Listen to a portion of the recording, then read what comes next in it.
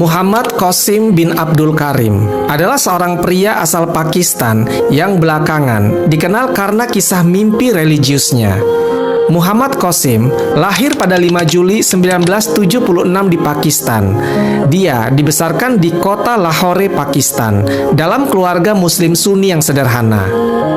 Ayahnya bernama Abdul Karim dan keluarganya mengaku memiliki garis keturunan Quraisy, yaitu suku Nabi Muhammad SAW dari jalur ayahnya. Sejak kecil, Qasim dikenal sebagai anak yang taat beragama dan rendah hati. Ibunya bercerita bahwa Qasim kecil bahkan senang bermain dengan mainan yang bertuliskan nama Allah Subhanahu wa Ta'ala dan Nabi Muhammad SAW. Berbeda dengan anak-anak yang lain yang umumnya bermain dengan mainan biasa. Hal ini menunjukkan bahwa sejak usia dini pun Qasim sudah memiliki kecenderungan minat pada hal-hal bernuansa religi. Dalam kehidupan sehari-hari, Muhammad Qasim menjalani hidup yang sederhana. Dia tidak dikenal memiliki karir atau pendidikan yang menonjol di masa mudanya, dan lebih banyak menghabiskan waktu layaknya orang kebanyakan. Qasim tidak terlibat dalam organisasi keagamaan atau politik manapun, sehingga dia bukan tokoh masyarakat atau ulama yang terkenal.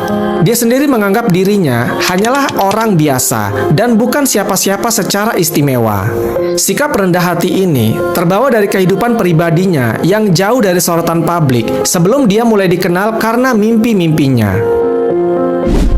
Memasuki usia remaja, Muhammad Qasim mulai mengalami pengalaman yang kelak menjadi ciri khas dirinya, yaitu mengalami mimpi-mimpi yang tidak biasa.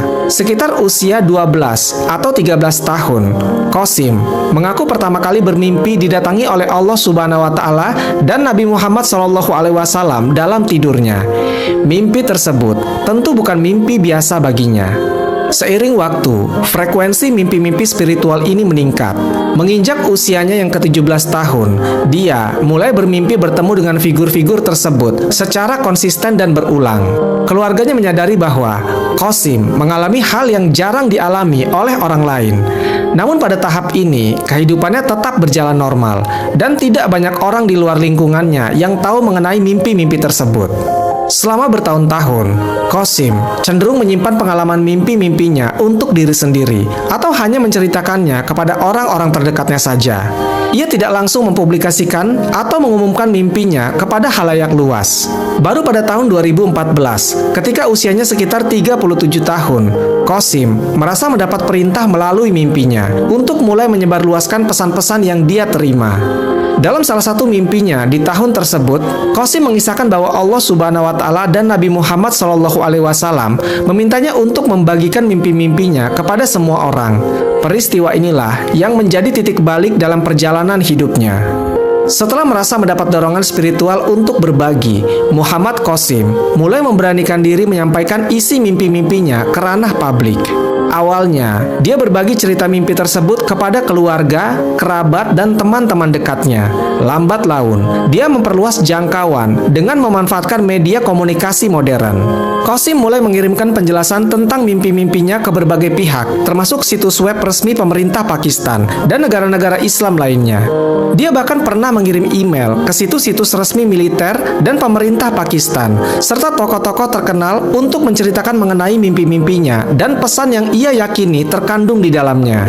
Perlu dicatat bahwa pada tahap ini, Muhammad Qasim belum langsung menjadi publik figur yang dikenal secara luas. Usahanya untuk berbagi mimpi lebih merupakan upaya personal untuk menaati perintah yang ia yakini dari mimpinya tersebut.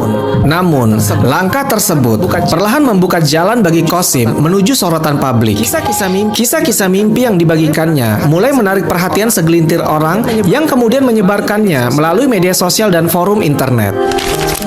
Sekitar tahun 2017 ke atas, nama Muhammad Qasim mulai diperbincangkan di dunia maya, khususnya di kalangan komunitas muslim yang tertarik pada isu akhir zaman atau kabar mengenai mimpi-mimpi spiritual. Puncaknya, kisah Muhammad Qasim akhirnya diliput oleh media pada tahun 2019. Sebuah surat kabar di Pakistan menulis tentang dirinya sebagai sosok warga Lahore berusia 42 tahun yang telah mengalami mimpi-mimpi religius selama 28 tahun. Laporan tersebut menekankan bahwa pengalaman unik Qasim tersebut membedakannya dari kita pada umumnya. Ini menandai bahwa di penghujung dekade 2010-an, Muhammad Qasim mulai dikenal lebih luas oleh masyarakat karena cerita mimpi-mimpinya. Meski demikian, perlu diingat bahwa sebelum itu semua terjadi, dia hanyalah orang biasa yang menjalani hidup tenang di lingkungan yang sederhana. Perjalanan hidupnya yang panjang, dari masa kanak-kanak hingga dewasa, berlangsung normal tanpa publikasi, sampai akhirnya pengalaman mimpi yang dialaminya mengubah arah hidupnya. Bahkan, terdapat sebuah hadis Nabi SAW yang terkenal menyebutkan bahwa mimpi yang baik atau benar adalah satu bagian dari 40 bagian kenabian. Hadis ini dipahami oleh sebagian ulama sebagai penanda bahwa mimpi baik bisa mengandung secercah pesan layaknya wahyu kecil yang diberikan kepada orang beriman. Meskipun tentu saja derajatnya tidak sama dengan wahyu kenabian yang sebenarnya. Allah Subhanahu wa Ta'ala telah datang ke mimpinya lebih dari 500 kali dan Nabi Muhammad SAW lebih dari 280 kali. Dalam mimpi-mimpi tersebut, dia merasa diberikan pesan-pesan yang penting. Misalnya, Qasim berkisah bahwa Allah Subhanahu wa Ta'ala dan Rasulullah SAW berulang kali menasihatinya untuk menjauhi segala bentuk syirik atau menyekutukan Allah Subhanahu wa Ta'ala dan menjadi muslim yang berakhlak mulia.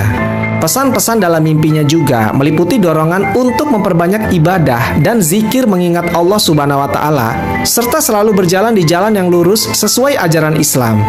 Qasim meyakini bahwa mimpi-mimpi spiritual ini adalah cara Allah Subhanahu wa Ta'ala untuk membimbingnya. Dia bahkan menyebut bahwa sejak tahun 2007, Allah Subhanahu wa Ta'ala dan Nabi Muhammad SAW secara teratur mengajarinya lewat mimpi tentang apa yang harus dilakukan dan apa yang harus dihindari. Salah satu mimpi Qasim menggambarkan Allah Subhanahu wa Ta'ala berkata kepadanya, "Qasim, pergilah dan terangilah dunia yang telah penuh dengan kegelapan." Di mimpi lain, Allah Subhanahu wa Ta'ala berkata, "Qasim, aku akan membela Pakistan dan menyelamatkannya." Serta menyatakan suatu hari nanti, Qasim akan membawa umat Islam keluar dari kegelapan menuju perdamaian yang dimulai dari Pakistan. Dalam Islam sendiri, mimpi bertemu Nabi Muhammad SAW mungkin bisa terjadi.